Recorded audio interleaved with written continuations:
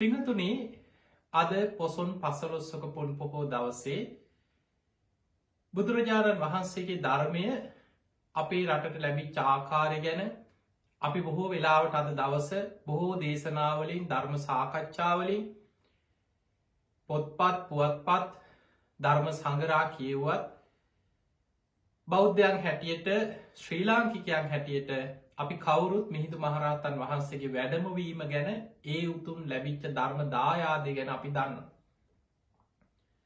ඒවගේම අපි මිහිදු මහරහතන් වහන්සේව අනුබුදු මිහිදු මහරහතන් වහන්සේ හැටියට සලකනවා. අපිට තවත් ලෝතුරා බුදු කෙනෙක් හා සමානයි. ඒ උතුම් බුදුරජාණන් වහන්සේගේ උතුම් ධර්මය අපිට ලැබුණ මිහිදු මහරහතන් වහන්සේගෙන් නිසා. ති අද මේ ධර්මානු ශාසනාවදි මං කල්පනා කරා බුදුරජාණන් වහන්සේගේ ධර්මය උන්වහන්සේ පිරිනිවන් පෑමත් සමඟ ධර්ම සංගායනාවලින් ආරක්ෂාව චාකාරය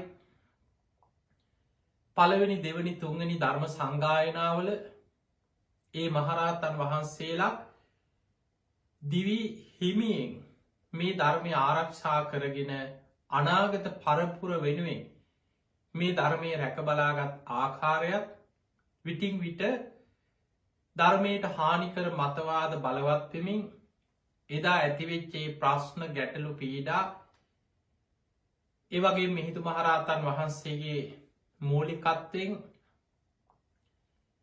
එදා ඉත්තිය උත්තිය සම්බල බද්ධසාල සුමන සාමනේරයන් වහන්සේ බණ්ඩුක උපාසකතුමා පොසොන්පුන් පොහෝ දවසේ ලංකා භූමියට වැඩම කරලා මේ ධර්මය අපිට ලබා දුන්නට පස්සේ අද දක්වා මේ ධර්මය ආරක්ෂා වෙලා ආපු ආකාරය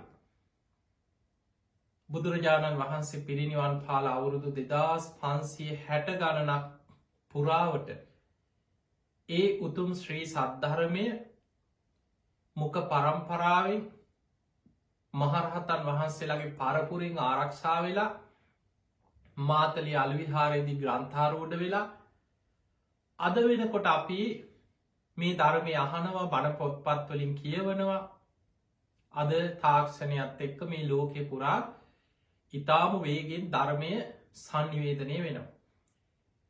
අද දක්වා මේ යුගේ මේ 21 වෙනි සියවසේ ජීවත්වෙන මනුස්සයකුට අද අපිට මේ උතුම් ධර්මය ලබා දෙන්න බුදුරජාණන් වහන්සේ පිරිනිවන් පෑවට පස්සේ මහරහතන් වහන්සේලා අතීත වැඩ සිටිය මහා තෙරුන් වහන්සේලා කරපු කැප කිරීම අද මේ ධර්මානු ශාසනාවද අප කතා කරන්න කල්පනා කර. පිංහතුනේ එදා බුද්ධගයා වජිරාසන භූමියයේ ඔබ මම සරණගිය අපේ ගෞතම බුදුරජාණන් වහන්සේ සියලු කෙලෙසුම් ප්‍රහාණය කරලා දස බිම්බරක් මාර සේනා පරාජය කරලා වෙසක් පුන් පොහෝ දවසේ වජිරාසනය මත ලෝතුරා සම්මා සම්බුද්ධත්වයට පත්වෙනවා. සත්සතිය ගත කරලා ඇසල පුන් පොහෝ දවසේ ඉසිපතන මිගදාය භූමියදි තමයි උන්වහන්සේ අවබෝධ කරගත් ධර්මය ප්‍රථම කොට ලෝකෙට එදා දේශනා කරන්න. දේ මේ භික්කවේ අන්තා පබ්බජිතයන නසේවි තබ්බා මේ විදියට බුදුමොවින් ඒ උතුම් ධර්මය එදා පස්සක භික්‍ෂූන් වහන්සේලාට දේශනා කිරීමත් සමගම ධර්ම රත්නය ලෝකෙට පහළ වෙන. ඒ දේශනාව අවසානය කොන්නඥ ස්වාමීන් වහන්සේ උතුම් ධර්මය අවබෝධ කරගෙන සෝවාන් පලට පත්වීමත් සමඟ සංගරත්නය පහළ වෙනවා. තුනුරුවන් ස්ථාපිත වෙන්නේ ඇසල පෝය දවසේ. ඊළඟට බුදුරජාණන් වහන්සේගෙන් බණහලා අනන්ත ලක්කන සූට දේශනාව අහල මේ පස් දෙනාම රහත් වෙනවා. යසකුල පුට්ට ඇතුළු යාලූ 54 දෙනෙක් මේ පිරිසට එකතු වෙනවා. පළවෙනි වස්කාලෙ ගත කරන්න 69ක් මහරහතන් වහන්සේලා ඉසිපතන මිගදායේ බුදුරජාණන් වහන්සේ සමඟ වැඩ ඉඳලා වස්කාලය අවසන් වෙලා බුදුරජාණන් වහන්සේ මේ 69ක් අමතලා චරත භික්කවේ චාරිකම් බහුජන හිතාය බහුජන සුකාය මහණනි චාරිකාය වඩින් බොහෝ දෙනාට හිතසුව පිණිස අර්ථය පිණිස සැප පිණිස හිත පිණිස අත්තායි හිතායි සුකාය දේව මනුස්සාන දෙව්මිනිස් ලෝකයාට හිතසුව පිණිස මේ උතුම් ධර්මය ලෝකයට දේශනා කරන්න එක මගකින් දෙනමක් වඩින් එපා කියලා. ඒ ප්‍රදේශවලට මේ උතුම් ධර්මය ව්‍යාප්ත කෙරෙවා. ඔය විදිහට ධර්ම ප්‍රචාරය ආරම්භ වෙන්නේ. අපේ බුදුරජාණන් වහන්සේ වැඩ සිටි අවුරුදු 45ක කාලය තුළ උන්වහන්සේ දවසේ පැය දෙකටත් අඩු කාලයක් සිංහසේයාවේ සැතපෙන්නේ. හිමිදිරි උදෑසන 12 කෝටි ලක්ෂ වාරයක් මහා කරුණා සමාපත්තියට සමවැදිලා ගන්ධ කුටියේ ඉඳන් දස දහසක් ලෝක ධාතුවට බුදු ඇස විහිදවනවා. කාට දදමම් පිහිටවෙන්න. කවුද අද දවසේ ධර්මය අවබෝධ කරගන්න පින්වන්තමයි කොහිද ඉන්නේ. ඒ අය හොයාගෙන යුදුම් ගණන් වැඩම කරලා දෙව්මිනිස් ලෝකයා ගැන මහා කරුණාවෙන් ධර්මී කියල දුන්නා. හවස් වරුවෙත් උන්වහන්සේ 12 කෝටි ලක්ෂවාරයක් මහා කරුණා සමාපත්තියට සමවදිනවා. ආයමත් ගන්ධ කුටී දම් බුදුවැස විහිතුවල බලනු අද සවස් රාත්‍රී කාලෙ දම්සභා මණ්ඩපේදී. රාත්‍රී බුදුහාදුර මුණ ගැහෙන් එන දෙවියන් බ්‍රහ්මයන් අතරින් අද කවුද ධර්මය අවබෝධ කරන්න නිවන් දකින්නේ.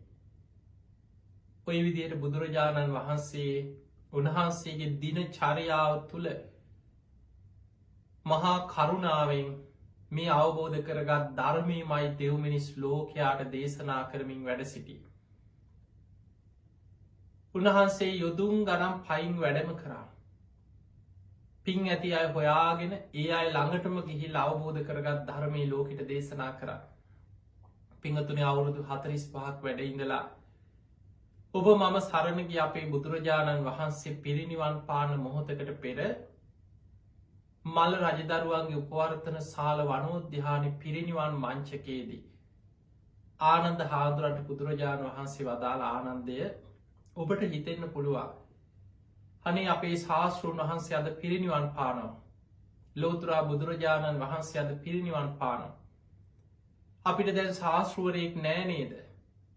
අපිට දැන් ඉතිරි වෙන්නේ අතීතයට ගිය බුදු කෙනෙකුගේ ධර්ම විනය උන්වහන්සේ දේශනා කරපු වචන ටිකක් විතරක් නේද. ආනන්ද එහෙම හිතන්න එපා. තථාගතයන් වහන්සේ පිරිනිවන් පෑවට පසුව ඔබලාගේ ශාස්තෘන් වහන්සේ බවට පත්වෙන්නේ. තථාගතයන් වහන්සේ දේශනාකට වදාළ ධර්මයයි විනයයි කියලා ධර්ම විනය ශාස්තෘ තනතුරට පත් කරලා බුදුරජාණන් වහන්සේ පිරිනිවන් පාන්නේ. උන්වහන්සේ පිරිනිවන් පෑවට පසුව මහරහතන් වහන්සේලා එදා ශ්‍රී දේහි ආදාහන කටයුතු අවසන් වෙලා ඔබ කවුරුත් දන්නවා මහා කාශ්‍යප මහරහතන් වහන්සේ තමයි බුදුරජාණන් වහන්සේ පිරිනිවන් පාද්දි මේ බුද්ධ ශාසනය වැඩ හිටිය ශ්‍රේෂ්ඨතම මහරහතන් වහන්සේ. ඒකට හේතු අපේ බුදුහාන්දුරුවෝ පිරිනිවන් පාන්න වසරකට පෙර අග්‍රශ්‍රාවකයන් වහන්සේලා දෙනම පිරිනිවන් පෑවා. ඒක ලෝක ධර්මතාවය. හැම බුදු කෙනෙකුටම පෙර අගසව් දෙනම පිරිනිවන් පානවා. ඊළඟට මේ බුද්ධ ශාසනයේ වැඩ හිටියේ දූතාංග ධාරීන්ගෙන් අග තැන්පත් තතිය ශ්‍රාවකයන් වහන්සේ හැටියට මේ ශාසනයේ සලකපු බුදුරජාණන් වහන්සේ වගේම පෙනුමක් තිබ්බ මහා පුරුෂ ලක්ෂණ 7ක් උන්වහන්සේ තුළ තිබිච්ච මහා කාශ්‍යප මහරහතන් වහන්සේ උන්වහන්සේ තමයි මේ ශාසනික වගකීම දරාගත්තේ. එදා ශ්‍රී දේහය ආදාහනය කරන වෙලාවේ එතන බුදුහාන්දුරු ගැන ධර්ම අවවාදයක් තුළ වෛර බැඳපු කෙනෙක් හිටිය. මේ ශාසනය තුළම සුබද්ද ඔහු එදා ශ්‍රී දේහය ආදාහනය වෙනකොට අර සඟ පිරිස අතරින් ඇවිල්ල කියනවා කෙලෙස් සහිත අය හඬා වැළපෙද්දී. මොකටද මේ අඩන්නේ සතුටු යල් ඒ මහා ශ්‍රමණයගෙන් අපි මිදුණා. දැන් අපිට මේක කැපයි මේ අකැපයි කියලා නීති දාන්න කෙනෙක් නෑ. අපිට ඕන විදියට මේක ඉන්න පුළුවන් කිව්. බලන්න මේ ගිහියෙක් නෙමෙයි. බුද්ධ ශාසනය තුළ සියලු දේවල් අතහැරලා බුදුරජාණන් වහන්සේ මගේ ශාස්තෘන් වහන්සේ ඇඩට පිළිගන්නවා කියලා පැවිදි වෙච්ච භික්ෂුවක් මේ සුබද්ද කෙන භික්ෂුව. තමන්ගේ ශාස්තෘන් වහන්සේ පිරිනිවන් පාලා ශ්‍රී දේහය ආදාහනය කරන දවසේ අර හඩා වැලපෙන කෙලෙස් සහිත භික්‍ෂූන් වහන්සේලා අතරට ඇවිල්ල මේ කතාව කියන්න. රහතන් වහන්සේලා ලෝක ධර්මතාවේ සිහිකරගෙන අනිත්‍ය මෙනෙහි කරගෙන වැඩ සිටිය. ඔය කතාව ඇහුන මහා කාශ්‍යප මහරහතන් වහන්සේට උන්වහන්සේ මොහොතෙම අධිෂ්ඨාන කරගත්තා අධර්මය බබලන්න පෙර අධර්මවාදීන් බලවත් වෙන්න පෙර ධර්මය යටපත් වෙලා ධර්මවාදීන් යටපත් වෙන්න කලින් අවිනේ බබලමින් අවිනේවාදීන් බලවත් වෙන්න පෙර විනේ යටපත් වෙලා විනේවාදීන් යටපත් වෙන්න පෙර ඉක්මනින් ධර්ම විනය සංගායනා කළ යුතුයි කියලා අධිෂ්ඨාන කරගෙන සංඝයාට දැනුම් දුන්න. බුදුරජාණන් වහන්සේ පිරිනිවන් පාන කාලෙ වෙනකොට රජවරු අතර බොහෝම සද්ධාවන්තම කෙනෙක් හැටියට හිටියේ අජාසත් රජ්ජුරු. කලින් පීට්ටු ගහතන අකුසලයක් කරලා ඒ ගැන හිත පසු තැවි හිටියා. පස්සේ බුදුරජාණන් වහන්සේ මුණ ගැහිලා හිත හදාගන්න ගොඩාක් උපදෙස් ගත්තා. අන්තිම කාලේ මේ බුද්ධ ශාසනයේ ගැන පුදුමාකාර හිත පහදවා ගැනීමකින් සද්ධාවෙන් කටයුතු කරපු කෙනෙක් අජාසත්ත රජ්ජුරු. බුදුරජාණන් වහන්සේ පිරිනිවන් පෑවා කියන පණවිඩේට 3 වතාවක් සිහිසුන් වුණා කිය. බෙහෙත්තොරු 3ක බස්සල කියන පණවිඩේ රජ්ජුරුවන්ට දැනුම් දුන්න. ඒ කාරණය කියනකොටම සිහි නැතිවෙනවා. ඒ රජ්ජුරුව තමයි අජාසත්ත රජ්ජුරුවෝ ප්‍රථම ධර්ම සංගායනාවට මූලිකත්වය ගත්තා. මහා කාශ්‍යප මහරහතන් වහන්සේගේ මූලිකත්වයෙන් බුදුහාදුරුවෝ පිරිනිවන් පාල මාස 3ක් ගිය තැන. රජගහනුවර සප්ත පරණී ගුහාව ඉදිරිපිට පළවෙනි ධර්ම සංගායනාව සූදානම් කරා. මහරහතන් වහන්සේලා 500 නමක් තෝරගත්තා. හැබැයි 499 දෙනෙක් තමයි ඒ වෙනකොට උතුම් රහතන් වහන්සේලා හැටියට සංගායනා සභාවට තෝරගත්ත පිරිස අතර හිටියේ තෝරගන්නකොට. එක්කෙනෙක් ආනන්ද හාමුදුරුවෝ ඒ තෝරාගන්න වෙලාවෙ උන්වහන්සේ රහත් වෙලා හිටියේ නෑ. හැබැයි ආනන්ද හාමුදුරුවෝ නැතුව මේ සංගායනාව පවත්වන්නත් බෑ. උන්වහන්සේ තමයි සතිමන්තාන දුතිමන්තාන මේ බුද්ධ ශාසනයේ සිහිනුවන තියෙන භික්‍ෂූන්ගේ යමක්ෂණයෙන් වටහාගන්න භික්‍ෂූන්ගේ එවිතරක් නෙමේ ධර්ම භාණ්ඩාගාරයක බුදුරජාණන් වහන්සේ වදාළ ධර්මය 84,000ක ධර්මස්කන්ධය කටපාඩමින් දරාගෙන හිටපු කෙනා. භික්‍ෂූන් වහන්සේලා ආනන්ද හාමුදුරුවන්ව උනන්දු කෙරෙව් ආනන්ද ඔබ නැතුව මේ සංගායනාව කරන්න බෑ. කෙලෙස් සහිත කෙනෙක් සංගායනා සභාවේ වාඩි කරවන්නත් බෑ. එහෙම වුණොත් අනාගතේ අන්න තීර්ථකයම් යම් පුද්ගලයන් මේ ධර්මයට විනයට යම් චෝදනා එල්ල කරාව. ඔය සංගායනාව කෙලෙස් සහිත අය හිටිය.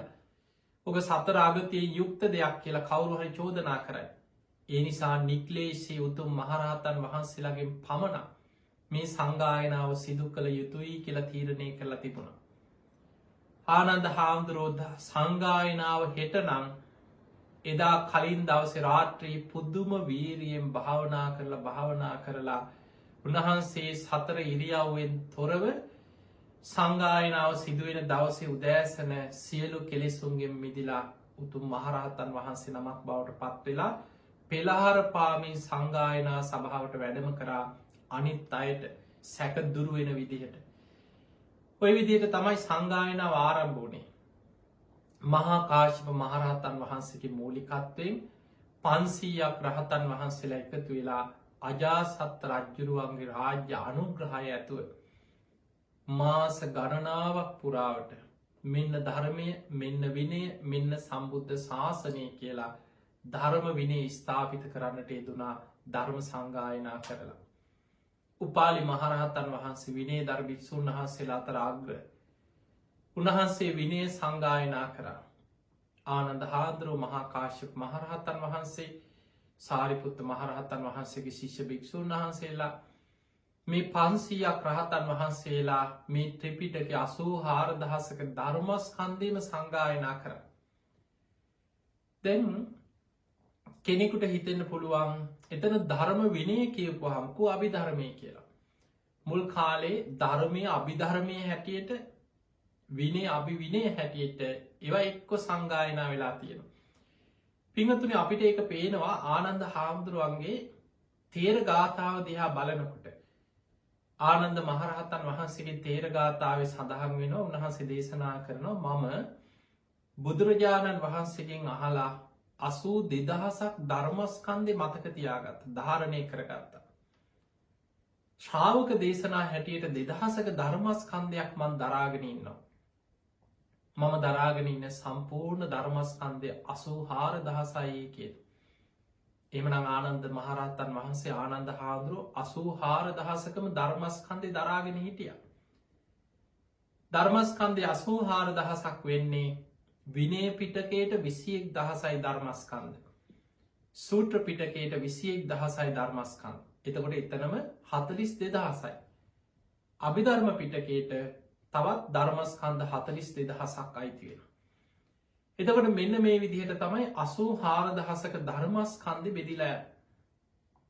මේ 84,000ක ධර්මස්කන්ධයම පළවෙනි ධර්ම සංගායනාවේ 500ක් රහතන් වහන්සේලා සංගායනා කරලා ධර්ම විනය ස්ථාපිත කරා. මෙන්න ධර්මය මෙන්න විනේ මෙන්න සම්බුද්ධ ශාසනය හැටියට ස්ථාපිත කරලා ධර්ම විනය ආරක්ෂා කරලා එතන වැඩහිටිය මහරහතන් වහන්සේලාගේ ශිෂ්‍ය පරම්පරාවල්ලට පැවරුව කටපාඩමින් සජ්්‍යායනා කරමින් අනාගතයට මේ කොටස් සරගෙන යන්න කියලා මුක පරම්පරාවෙන් කටපාඩමින් මොකද පිංහතුනි බුදුරජාණන් වහන්සේගේ ක්‍රමය මේ පොත්තුල ලියලා පොට්ටිකක් උත්සගෙන යන ක්‍රමයක් නෙමේ ඒ කාල තිබුණේ. බුදුරජාණන් වහන්සේ ශ්‍රාවකයන්ට ඉගැන්වේ සුතා හොඳට අහන්න දතා ඇසූදේ ධාරණය කරගන්න වචසා පරිචිතා එක සජ්්‍යායනා කරන්න වචනයෙන් පුරුදු කරන්න මනසානු පෙක්කිතා නුවනින් විමසීමස බලන් දිට්ටියා සුප්පටි විද්දා අන්න එතකොට එක තමන්ගේ අවබෝධයක් බවට පත්වෙන. එනිසා බුදුරජාණන් වහන්සේගේ මේ ක්‍රමවේදය තුළ සජ්්‍යායනා කරමින් ධාරණය කරගෙන කටපාඩමින් තමයි මේ ධර්මය පරපුරින් අරගෙනාව. ඊළඟට ඔහොම කාලයක් ගෙවිලගයා අවුරුදු 100ක් බුදුහාදුරු පිරිනිවන් පාල අවුරුදු 100කට පස්සේ කාලාශෝක රජ්ජුරුවන්ගේ කාලෙ තමයි දෙවනි ධර්ම සංගායනාව ආයමත් සිදුවේ. එතර ධර්මාශෝක නෙමේ කාලාශෝක.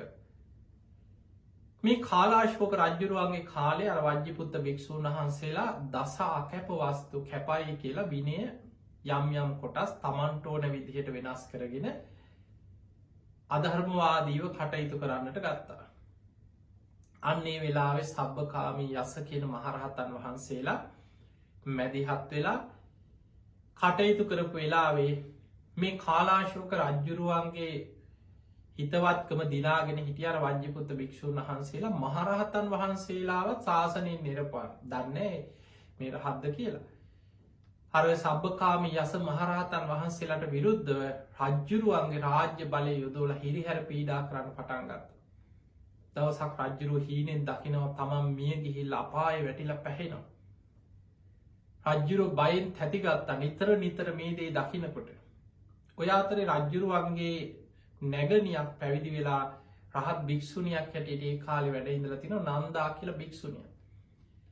මේ භික්ෂුණිය මුණ ගැහිල රජ්ජුරෝ මේ කාරණය ගැන විමසනවා මන් නිතර මෙහෙම භයානක හීනයක් දකිනවා. අන්නේ භික්ෂුණිය තමයි රජ්ජුරුවන්ට උපදෙස්තුනි රජතුමනි ඔබ අධර්මවාදී අවිනයවාදී භික්‍ෂූන් වහන්සේලාගේ බහට රැවටිලා. ඔබ සිල්වත් ගුණුවත් සංඝයාට හිරිහැර කරන කෙනෙක්. ඔබ මේ දේකරොත් දිගට ඔබ මරණින් මත්‍ය අපාය වැටල ඔබට බොහෝ දුක්විදින සිද්ධ වෙනවා. රජතුමන ඉක්මනින් ඔබේ වරද නිවැරදි කරගන්න. සබකාමී අස ඒගුතු මහරහතන් වහන්සේලාගේ අවවාද අනුශාසනා පිළිගනිමින් සම්බුද්ධ ශාසනය ආරක්ෂාව වෙනුවෙන් කටයුතු කරන්න. අවසානයේ රජ්ජුරුවන්ට නුවන පෑදුනා මහරහතන් වහන්සේලාගේ උපදෙස් සරගෙන ඒ වෙලාවෙ ශාසනය ආරක්ෂා කරන්න බබලවන්න ධර්මවිනය ආරක්ෂා කරන්න රජ්ජුරු මූලිකත්ව ගත්තා. ඒ තුළ මහරහතන් වහන්සේලා 700 නමක් එකතු කරලා දෙවනි වතාවේ ධර්ම සංගායනාවක් ආයමත් සබ්බකාමී යස මහරහතන් වහන්සේලාගේ ප්‍රධානත්වයෙන් කාලාශෝක රජ්ජුරුවන්ගේ රාජ්‍ය අනුග්‍රහය යටතේ අර කලින් විදිහටම ධර්ම සංගායනාවක් සංවිධානය කරලා සිදු කරලා මාස 8ක් පුරා ඒ ධර්ම සංගායනාව පැවැත්වුණා කියන. මෙන්න ධර්මය මෙන්න විනය මෙන්න සම්බුද්ධ ශාසනය කියලා ධර්ම විනය සංගායනා කරලා ස්ථාපිත කරා. ඔය දෙවනි ධර්ම සංගායනා. අවුරුදු 100කට පස්සේ බුදු හාමුදුරුවෝ පිරිනිවන් පාලා අවුරුදු 100කට පස්සේ තමයි ඒ සංගායනාව තිබුණේ. ඊළඟට ඔහොම කාලය ආයමත් දිගින් දිගට ගෙවිලා ගියා. ඔය අතරේ අවුරුදු 230 ගානකට පස්සේ තමයි බුදු හාමුදුරුවෝ පිරිනිවන් පාලා තුන්වෙනි ධර්ම සංගායනාව සිද්ධ වෙන්නේ.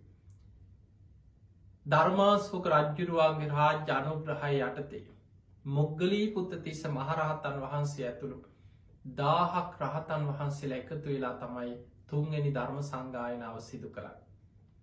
දැන් බලන්න පළවෙනි ධර්ම සංගායනාවට 500ක් මහරහතන් වහන්සේලා. දෙවනි ධර්ම සංගායනාව 700ක් මහරහතන් වහන්සේලා. තුන්වෙනි ධර්ම සංගායනාවේදී 1000ක් මහරහතන් වහන්සේලා එකතු වෙලා සංගායනාව කරනවා. පින්නතුනි මොග්ගලී පුත්තිස්ස මහරහතන් වහන්සේ ඒ වෙනකොට ඔය දෙවනි ධර්ම සංගායනාවෙන් පස්සේ සංගායනාව කරපු මහරහතන් වහන්සේලා 이르දි බල සම්පන්න අය අනාගතයේ දිහා බැලුවා. අනාගතයේ බුද්ධ ශාසනය කොයි විදිහටද පවතින්නේ ආරක්ෂාවෙන්. ටික කාලයක් යනකොට අන්‍ය තීර්ථක රජවරු බලවත් වෙනවා. බෞද්ධ විහෙර විහාර සිද්ධස්ථාන විනාශ කරලා බොහෝ භික්ෂුන් වහන්සේලාට කරදර බාධා හිරිහැර වෙන යුගයක් අනාගතයේ ඇති වෙනවා. එතනින් පස්සේ අනාගතයේ ආයමත් බුද්ධ ශාසනයේ බබලවන්න සුදුසු භික්ෂුවක් ඉන්නවද කියලා බැලුවා. මනුලෝකේ නෑ. මිනිස්සෙක්වත් නෑ. දිව්‍ය ලෝකවල බැලුවා. මේ රහතන් වහන්සේලා බලන්න ඉරදී. චාතුම් මහරජික දෙව්ලෝ ඒත් නෑ. තව්තිසා දිව්‍ය ලෝකේ ඒත් නෑ. යාම දෙව්ලොව තුසිත නිම්මාන් රති පරනිම්මිත වසවර්ති සදෙව්ලොවම නෑ. පින් ඇති අය ඉන්නවා. හැබැයි සම්බුද්ධ ශාසනයේ බබලවන්න ව්‍යක්ත විසරද ධර්මදර සංසාර පින තියෙන ධර්ම කතික එහෙම කෙනෙක් නෑ අතර. ඔය අතරේ දැක්කා බඹලව දිහා බැලුවා ඉරදී. බලනකොට තිස්ස කියලා බ්‍රහ්ම දේවතාවෙක් බඹලව වැඩ ඉන්නවා. පෙර සසරේ බොහෝ පින් තියෙන බොහෝම දක්ෂ කෙනෙක්. මේ කෙනාට නම් පුළුවන්. 이르දි බල සම්පන්න මහරහතන් වහන්සේලා බඹලවට ගිහින් මේ බ්‍රහ්ම දේවතාවට මේ කාරණී කියලා ආරාධනා කරා මනුලොවට එන්න. පළවෙනි වතාවේ ප්‍රතික්ෂේප කරා. මම කාම ලෝකෙ දිහා හැරිලවත් බලන්න කැමති නෑ කියලා. දෙවනි වතාවේ ප්‍රතික්ෂේප කරා. තුන්වෙනි වතාවේ මහරහතන් වහන්සේලා ඉල්ලීමක් කරා. සම්බුද්ධ ශාසනය අනතුරේ අනාගතයේ මේ වගේ විශාල විපතක් ව්‍යසනයක් වෙනවා. එනිසා සම්බුද්ධ ශාසනය ආරක්ෂාව වෙනුවෙන් ඔබයි මේ මනුලොව දෙව්ලොවත් ඔබ තරම් සුදුසෙක් නෑ. එනිසා ඔබ මේ වගකීම බාරගන්න.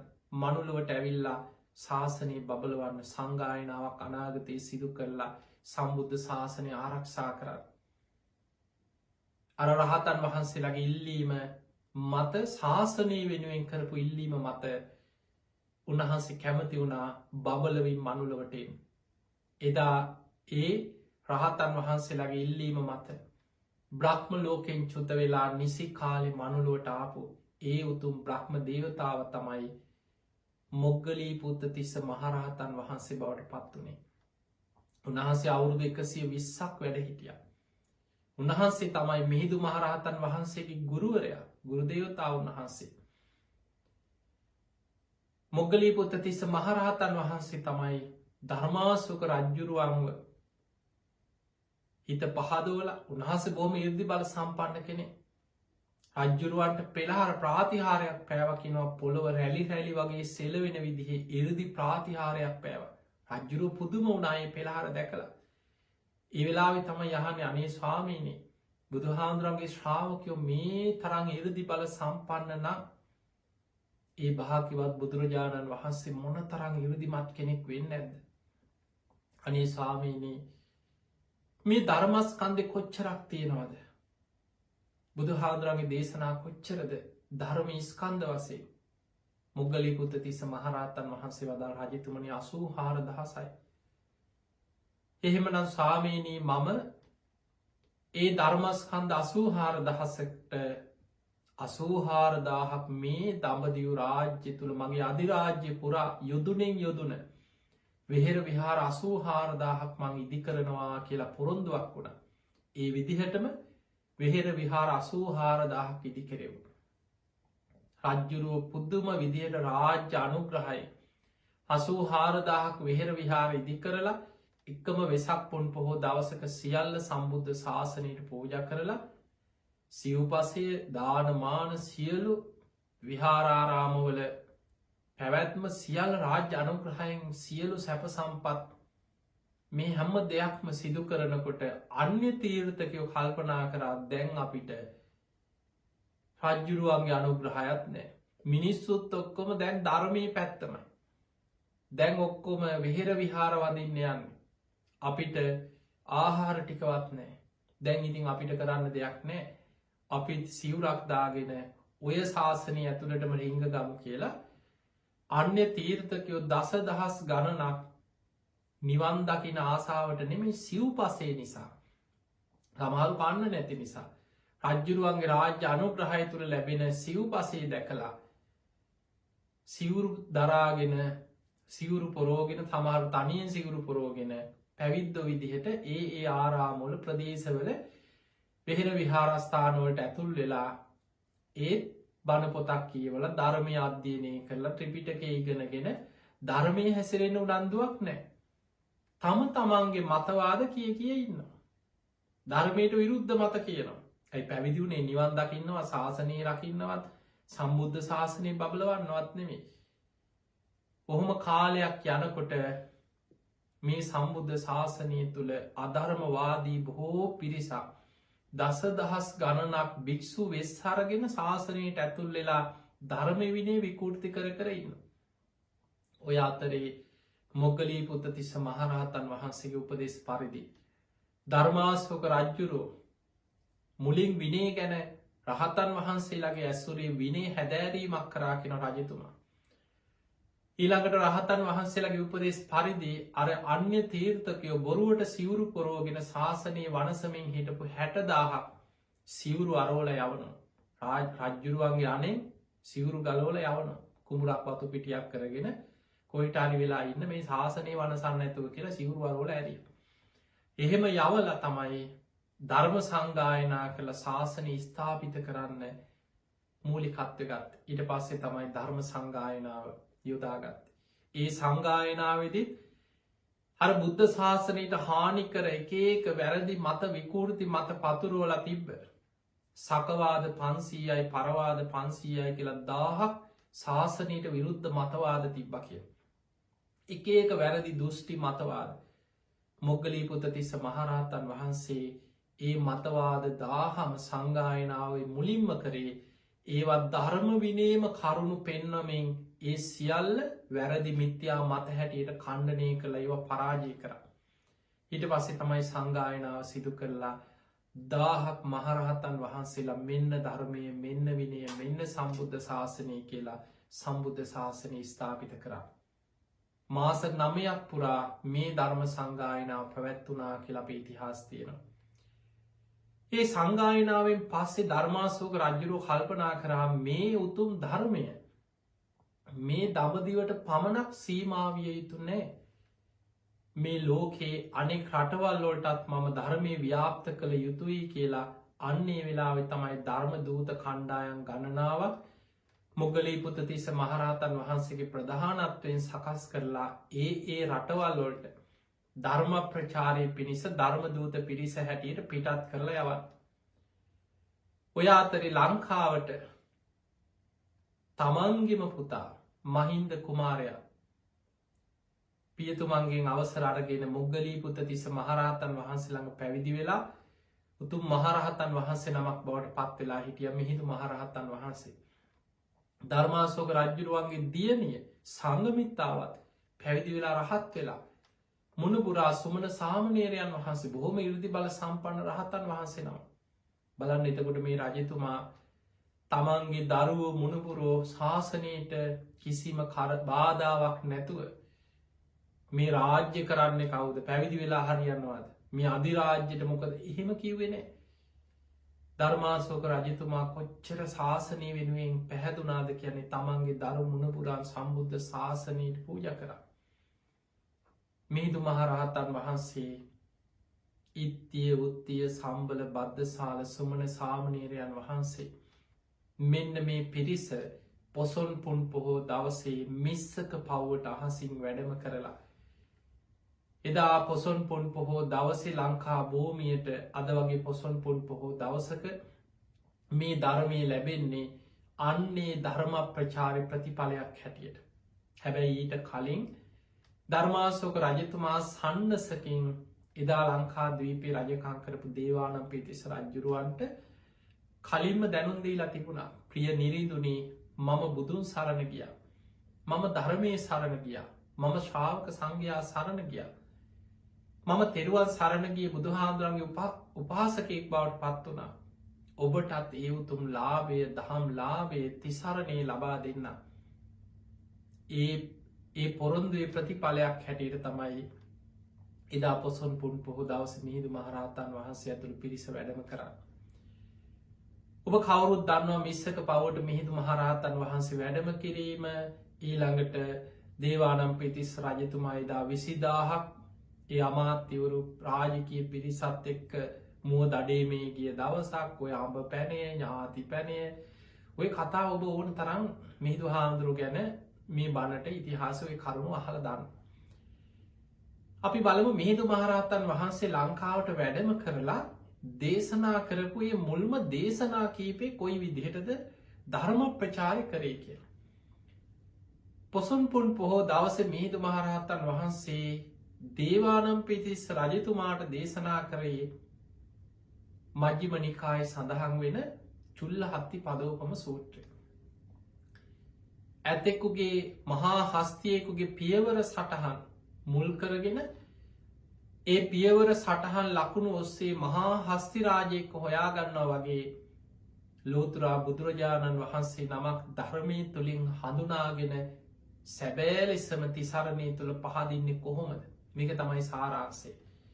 රජතුමා ඇතුළු 20000ක් රාජකය පිරිස මිස්සක පව්විදි පණහල තෙරුවන් සරණගේ මෙන්න මේ දේශනාව චුල්ල හත්ති පදෝපම සූට්‍ර.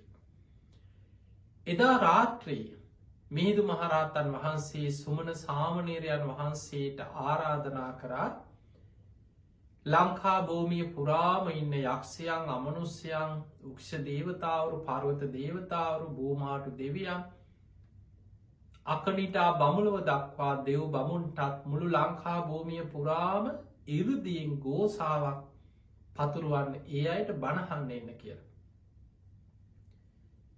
උන්වහන්සේ සුමන සාමනීරයන් වහන්සේ තමයි ඉරුදි බල සම්පන්න කෙනා. අපි අදත් ආරාධනා ගල කියන්නේ ඒකයි. උන්වහන්සේ මේ ගල මුතුනට වැඩම කරලා අභිඥා පාදක ධ්‍යානයකට සමවැදිලා ඉරුදියෙන් ගෝසාාවක් පැතිරෙව්වා. සමන්තා චක්කවාලීසු අට්‍රා ගච්ඡන්තු දේවතා සද්ධම්මං මුනිරාජස්ස මුනීන්ද්‍රයන් වහන්සේගේ සද්ධර්මය ශ්‍රවණය කරන්න සුනන්තු සග්ග මොක්ඛදගේ ධර්මය ශ්‍රවණය කරලා ඒ උතුම් නිවන අවබෝධ කරන්න ධම්මස්සවන කාලු අයම් බදන්තා ඒ ධර්මය ශ්‍රවණය කරන්න කාලයයි ධර්මය ශ්‍රවණය කරන්න කාලයයි පැමිණෙත්වා කියලා ඉරුදියෙන් ගෝසාාවක් හැටියට ආරාධනයක් කරා ලංකා භූමිය පුරාම ඉන්නයි. එදා රාත්‍රී මුළු මිස්සක පව් අතුරු සිදුරු නැතුව දෙවියන්ගෙන් උක්ෂ දේවතාවරු පරවත දේවතාවරු ලංකා භූමිය පුරාම හිටපු පිරිස බණහන් එකතු වුණා රාත්‍රී මනුස්්‍යයෝ නෙමේ දෙවියන් අමනුස්්‍යයන් යක්ෂයන් මේ පිරිස.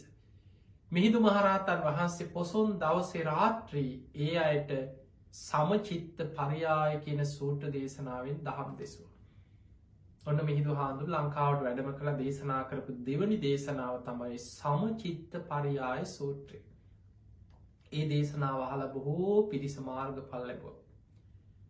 පසුවදා පොසොන් පෝයට පහුවදා මිහිඳු මහරහතන් වහන්සේ අර පිරිසත් එක්ක අහසින්ම අනුරාධපුර නගරයට මිස්සක පව්වේ ඉඳන් රජතුමා කලින් දවසේ දානෙට වඩින්න කියලා ආරාධනා කරලා ගියේ. මාලිගාවට දානෙට වැඩියා.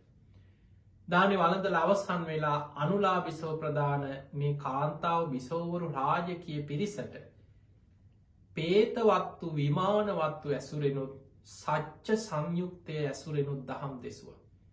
ඔබ දන්නවා පේතවත්තු අකුසල් කරලා ප්‍රේත ලෝක ඉපදිච්ච මේ ප්‍රේතයාගේ ජීවිත කතා ඇතුළත් ධර්මය සඳහන් කොටස. විමානවත්තු කියලා කියන්නේ පින් කරලා දන් දීලා පින් කරලා සිල් රැකලා මරණ මංචකයේ පින බලවත් වෙලා දෙව්ලොව ඉපදිච්ච දෙවියන්ගේ ජීවිත කතා.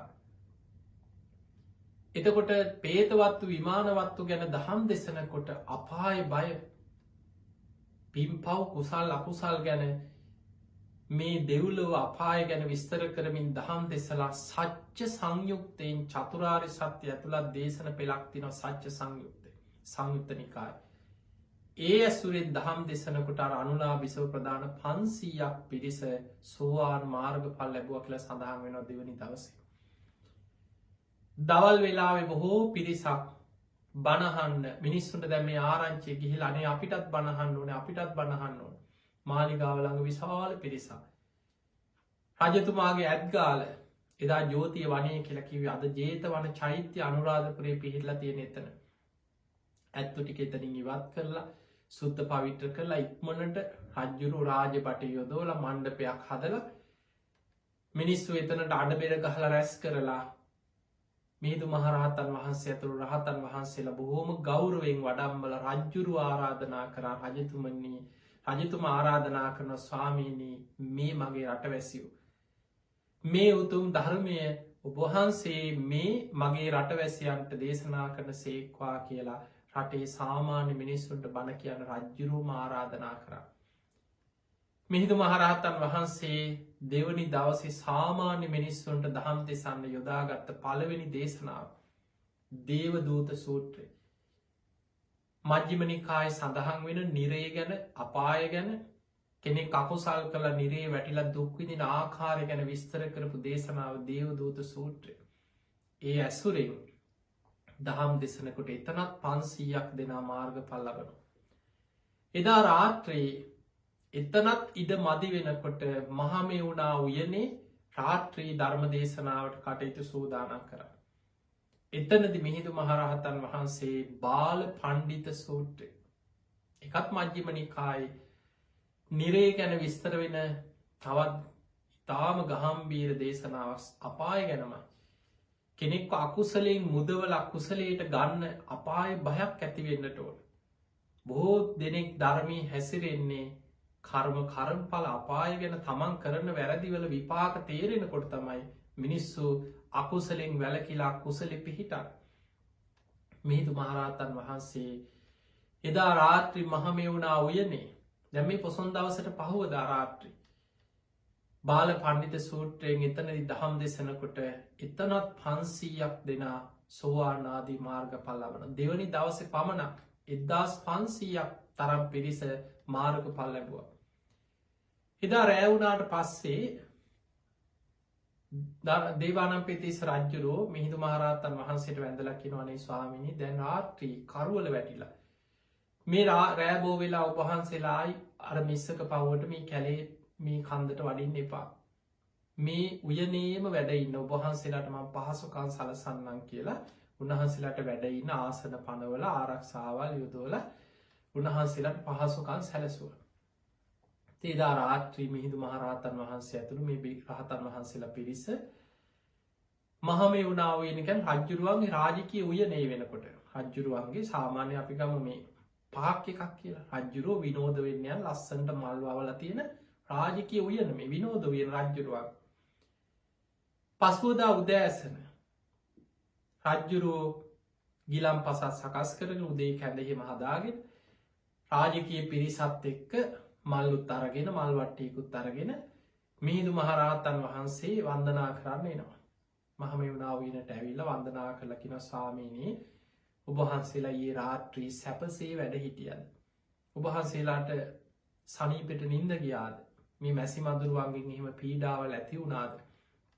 ති ඕම සතුරු සාමීචි කතා කරලා අහනවා ස්වාමීනය ඔබහන්සේලාට මේ වගේ උයනක් එහෙම කැපයිද ඇයි තාම දන්නේ නෑනේ මේ ආරාම පූජා උයන් පූජා ගැන දන්නේ නෑ රජ්ජුරුවන් ලොකු දැනුමක් නෑ ඒවෙලේ මිහිඳු මහරහතන් වහන්සේ රජතුමාට වේලුවන පූජාව ගැන විස්තර කරමින් දේවානම්පියතිස්ස රජ්ජුරුවාට දහම් දෙසවා. රජතුමනි අපේ බුදුරජාණන් වහන්සේටත් මුලින්ම ආරාමයක් හැටියට බිම්බිසාර කියලා එදා වැඩහිටිය මහරජතුමා වේලුවන උයන තමන්ගේ රාජකය උයනම තමයි ආරාමයක් කරලා කොටි සෙනසුන් හදල පූජ කරේ. මේ වේලුවන පූජාව ගැන විස්තර කරමින් දහම් දෙසුවට පස්සේ දේවානම්පියතිස්ස රජ්ජුරුවන්ට පුදුම සතුටක් ඇති වුණ අනේ ස්වාමිනී එහෙමනම් මගේ උයන මේ මහමෙවුනා උයන අද මං සීමා ලකුණු කරලා ඔබහන්සේට සම්බුද්ධ ශාසනය උදෙසා මේ භූමියත් එදා වේලුවන භූමිය පූජ කරා වගේ මම සඟ සතු කරලා පූජා කරනවා කියලා රජතුමාගේ මංගල හස්තියා පසුපස රන් නගුලක් ගැටගහලා මේ හස්තිය පිටත් කරා. ඒ සීමාවේ වටේ ගිය සීමා ලකුණු කරලා රජ්ජුරුවරන් කෙන්ඩියෙන් පැන්වක් කරලා ඒ භූමිය සම්බුද්ධ ශාසනය වෙනුවෙන් මිහිඳු මහරහතන් වහන්සේට පූජ කර. එතොට මහමෙවුනා වෙන පූජාවෙන්නේ මිහිඳු මහරහතන් වහන්සේ වැඩම කළ තුන්ගනි දවසේ උදෑසන පොසොන් දවසසේ ඊළඟ දවසනමේ ඊළඟ තුන්ගනි දවසේ. මිහිඳු මහරහතන් වහන්සේ ඇතුළු භික්‍ෂූන් වහන්සේලා මහමෙවුනා වයන වැඩ හිටිය රජතුමා පහසුකන් සැලසවා උන්වහන්සේ වැඩම කරලා මාසයක් වගේ කාලයක් ඇතුළත බොහෝ පිරිස හැමදාම බණහන්න්නේනවා. උන්වහන්සේ ත්‍රිපිටකේ තියෙන බොහෝ දේශනා විස්තර කරමින් දහම් දෙසන. ඔය අතර දස දහස් කනම් පිරිස මාර්ග පල් ලැබවා. ඒ අය අතරින් රහත් වෙලා පැවිදි වුණා 60 දෙනම සිංහලාය අතර ඒ බණහල මාර්ග පල්ලපු අයකින් 60 දෙනමක් පැවිදි වෙලා රහත් වුණා. තැන් අර ඉන්දියාවෙන් වැඩම කරපු 6 නමයි මේ 60 දෙනමයි ඔක්කොම 68 නමක්. ඇසල පෝ එනකොට වස්කාලි උදා වුණ. පළවෙනි වස්කාලේ වැඩඉන්න 68 නමක් මහරහතන් වහන්සේලා වෙනුවෙන් මිස්සක පව්වෙම රජතුමාගේ රාජ්‍ය අනුග්‍රහයෙන් ගල්ලෙන් සුද්ධ පවිට්ට කරලා කුටි හැටියට සකස් කළ උන්වහන්සේලාට වස්මාස 3 වස් සමාදන් වෙලා වැඩඉන්න පහසුකන් සැරැස්සුවට. අදත් මිහින් තලේ තියෙනවා 8 සැටලෙන් කිලෝ බහල ඇති. මහරහතන් වහන්සේලා 68 නමක් පළවෙනි වස් කාලය ගත කරමින් වැඩ සිටියේ මිහිඳු මහරහතන් වහන්සේගේ වැඩමවීමෙන් පස්සේ ඒ ගල්ලෙන් තුළ. එතනින් පස්සේ ආයෙමත් ධර්මප්‍රචාරය පටන්ගත් ඔන්න ඔයි විදිහට තමයි මිහිඳු මහරහතන් වහන්සේගේ වැඩමවීමෙන් පසුව මේ ලංකා භූමිය තුළ ධර්මය ස්ථාපිත වෙලා ධර්මය ව්‍යාප්ත වෙලා මේ සිංහල අය එදා අපේ රටේ වැඩ හිටිය පිරිස බණහල ධර්මය අවබෝධ කරගෙන පැවිදි වෙලා ත්‍රිපිටක ධර්මය කටපාඩම් කරගෙන පරපුරෙන් පරපුරට ධර්මය ආරක්ෂා කරගෙන ඔය අතර කොච්චර විපත් ඇති වුණාද. වලගම්බ රජ්ජුරුවන්ගේ කාලය ඇතිවෙච්ච අවුරුදු 12ක නියගේ සාගතය මහරහතුන් වැඩ සිටියුගේ මහා කරදර බාධා ප්‍රශ්න ඇති වුණා. ඔය අතරේ නොයෙක් උපක් රජවරුන්ගේ කුමන්්‍රණ යුද්ධ රට ඇතුළේ ඇතිවෙච්ච කෝලහල දකුණු ඉන්දියානු ආක්‍රමණ ඔය වගේ නොයෙක් ප්‍රශ්න ගැටලු බාධා මේ ශාසනය තුළ රහතන් වහන්සේලා හැමදාම මේ එකම විදිහට මේ පරපුරෙන් පරපුරට ධර්මය රැකගෙනාව නෙමේ. උන්වහන්සේලා පුද්දුම කරදර බාධා විපත් මැද්දේ දැන් බැමිනිතියා සායනකොට මහරත් ත්‍රිපිටකේ කටපාඩම් කරගෙන හිටිය මහරහතන් වහන්සේ උන්වහන්සේලාට පිරිනිවන් පාන තිබුණා. උන්වහන්සේලා සාමාන්‍ය කෙනෙක් නම් හිතන්න අපි වැඩේ කරගත්ත අපි ඉතින් ධර්මය අවබෝධ කරගෙන තියෙන්නේ එහෙම හිතුවෙනේ රහතන් වහන්සේලා උන්වහන්සේලා තමන් ධර්මය අවබෝධ කරගත්තත් අන්න අය ගැන ලෝක සත්‍යයන් ගැන සම්බුද්ධ ශාසනය අනාගත පැවැත්ම ගැන මහා කරුණාවේ බුදුහාදුරන්ගේ ධර්මය තුළින් අන්න අය ගැන මේ ධර්මය ගැන පුදුම කැපකිරීමක් කරා. නැගෙනහිර මුහුදු වෙරලායිනේ වැටකේ අයිස්මයි මුහුදු අතුර වෙන මොකොත්නෑ අවුරුදු ගාන නැකිට ගන්න පණනෑ වැල්ලි දිගා වෙලා ත්‍රිපිටකයේ සජ්්‍යායනා කර කර අවුරුදු ගානක් ධර්ම විනය ආරක්ෂා කරේ විදිහට ඒ අතර බොහෝ පිරිසක් තව කණ්ඩායමක් බෝට්ටු හදාගෙන ඉන්දියාවේ කාංචිපුර කියන ප්‍රදේශයට ගියා. ඒකට හේතුව නියග නිසාර ඉන්න පිරිසටත් පිරිනිවන් පාන සිද්ධ වුණු. ඔබහල ඇති සිතුල් පවේ 12,000ක් මහරහතන් වහන්සේලා. තිස්ස මහරාමේ 12,000ක් මහරහතන් වහන්සේලා දානෙ නැතුව යාල මහ කැලේ පිරිනිවන් පෑව කියල ඉතිහාසය. මිනිස්සු කොච්චර දරුණුනාද කියන මිනිමස් කන මට්ටමට කන්න නැතුව මිනිස්සු දරුණුනා. අපේ රටේ වැනි ඉතිහාස තියෙනවා. හැබැයි අවුරුදු ගානකට පස්සේ 12කට වගේ පස්සේ. ඒ අවාසනාවන්ත නියගේ දුර්භීක්ෂ දුරුණාට පස්සේ අර ඉන්දියාවට වැඩම කරලා කණ්ඩායමක් බෙදිලා ත්‍රිපිටකයේ සජ්්‍යායනා කර හිටපු පිරිසායමට ලංකාවට වැඩිය. අර නැගෙනහිර මුහුදු වෙරලායිනේ බොහෝ දුක්ග හැට විදිමින් ජීවිත පරිත්‍යාගේ වැටකේ අයිස්ම වලඳමින් ත්‍රිපිටකයේ සජ්්‍යායනා කර හිටපු පිරිස මේ දෙගොල්ලො එකතු වුණා. අවුරුදු ගානක් දෙපැත්තක ඉනම් වෙන වෙන ආරක්ෂා කරපු මේ ත්‍රිපිටක ධර්මය සජ්්‍යහයනා කරලා බැලුව තමන් අතින් ධර්ම කරුණු ගිලිහිලාද. කිසිම ධර්ම කරුණක් ගිලිහිලා නෑ. හැබැයි උන්වහන්සේලා ආයම සාකච්ඡා කර අනාගතයේ මීට වඩා දරුණු නියඟ දුරුභික්ෂ ඇති වුණො. අපි මේ ධර්මය ආරක්ෂා කරන්න වෙනත් ක්‍රමයක් යොදාගත යුතුයි. කටපාඩමින්ම රැගෙන යන ක්‍රමය අනාගතයේ මේ ධර්මය ආරක්ෂා කිරීමට යම් බාධාවක් ඇතිවෙන්න පුළුවන්. ඒ වෙලා තමයි උන්වහන්සේලා තීරණය කර එහෙමනම් අපි මේක ලියලතිය 500ක් රහතන් වහන්සේලා බොහොම දක්ෂ පිරිස එතනින් තෝරගෙන මාතලේ අලවිහාරදී පුස්කොල පොත්තල ග්‍රන්ථාරූඩ කර සිංහල අක්ෂරවලින් ඒ ත්‍රිපිටක ධර්මය ලියලා තිබ්බා. ඔය විදිහට තමයි පොත්තොලට මේ ධර්මයාවේ මේ වලගම් බරංජුරුවන්ගේ කාලය ඇතිවෙච්ච බැමිනිතියා සායින් පස්සේ එතකම් පොත්තොල නෙමේ. උන්වහන්සේලා රහතුන්ගේ පරපුරෙන් ධර්මය ආරක්ෂාවමින් සජ්්‍යහයනාවමින් මේ ධර්මය රැකගෙන ආරක්ෂා කරගෙනාව කොහොම හරි අවුරුදු 2560 ගානක් පුරා උන්වහන්සේලා මොන තරක් කැපකිරීමක් කරලා තියෙනවාද කියලා ඔබ හිතන් අද අපි බණපොතක් කියෝලා ඒ ධර්මය යම්මට්ටමින් හරි ඔබ තේරුම් ගන්න. ඔබ මෙහෙම බණහලා අද ඔබට රූපවායිනියෙන් වේවා අන්තර්ජාලයෙන් වේවා ගුවන් විදිලියකින් වේවා කොච්චර බණහන්න අද අවස්ථාව තියෙනවද. අද ඔබ බණක් අහලා මේ බණපදයක් අහලා යම් කිසි හිත පහදෝල සද්ධාවක් දහම් දැනුමක් ජීවිතය ඇති කරගන්නවත්. ඒ ධර්මය අපට රැකල දෙන්න ආරක්ෂා කළ දෙන්න මහරහතන් වහන්සේලා මොන්න තරම් කැපකිරීම් කරාද. අන්නේ නිසා මේ කැපකිරීම් ඔබ හොදට සිහි කරන්න. ඒ උතුම් මහරහතන් වහන්සේලාට අපගේ නමස්කාරයම වේවා. පළවෙනි දෙවනි තුන්වෙනි ධර්ම සංගායනාවල එතනින් පස්සේ පරපුරෙන් පරපුරට ධර්මය රැකගන්න මෙහිදු මහරහතන් වහන්සේ ඇතුළුවේ රහතන් වහන්සේලා පරපුර ලංකා භූමිය ධර්මය ආරක්ෂා කරපු මහරහතන් වහන්සේලා ඒ ධර්මය ග්‍රන්ථාරූඩ කරපු පිරිස අද මේ වෙනකං අපිට පොත්පත්වලට මේ ධර්මය අපේට ඇහෙන්න කියවන්න මේ මට්ටමට රැකලා දේපු ඒ උතුම් මහරහතන් වහන්සේලාට ඒ උතුම් සඟ පරපුරට මහායතිවරයන් වහන්සේලාට අපගේ නමස්කාරයම වේවා කියල සිහි කරලා හදවතිම වන්දනා කරන්න.